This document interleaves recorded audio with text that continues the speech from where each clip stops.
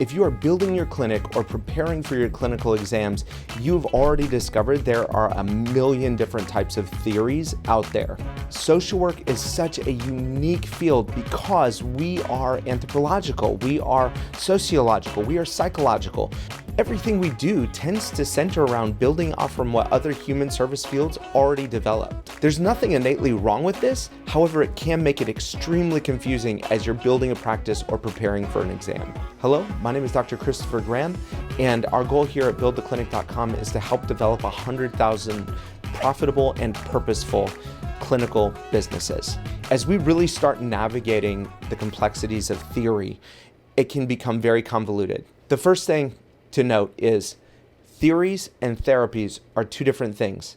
They can build off from one another, but they are, in their own right, two different ideas. For example, psychodynamic theory is different than psychoanalysis for therapy. One of them focuses on stages of development, while the other focuses on a way to interact with clients.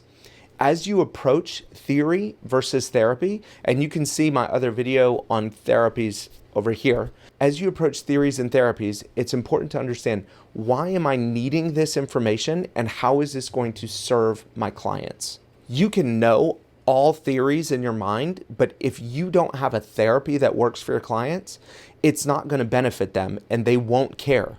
People are not looking for more information. We're looking for transformation. We're looking for the easiest route to achieving dreams, goals, and aspirations. That means that you need to understand the difference between theory and therapies.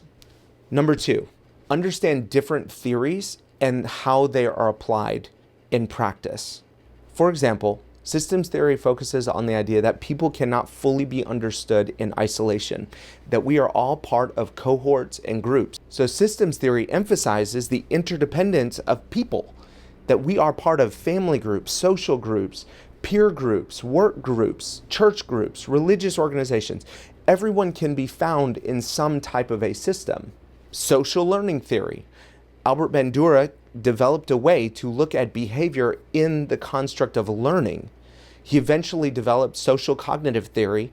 Bandura developed this to help identify the way that we learn behaviors, that it's not just nature, but there is some nurture element that's involved in it.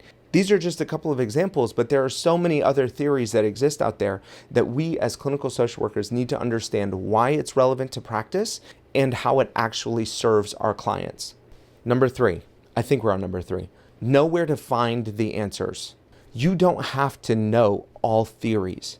As you approach your clinical practice or the exams, you don't have to memorize every theory. Understand the core components of the theory and find ways to make it fit your thinking. It's going to be more important to actually integrate these theories in your practice through experience than it will be to read about them on paper or to even watch a video or to listen to a podcast.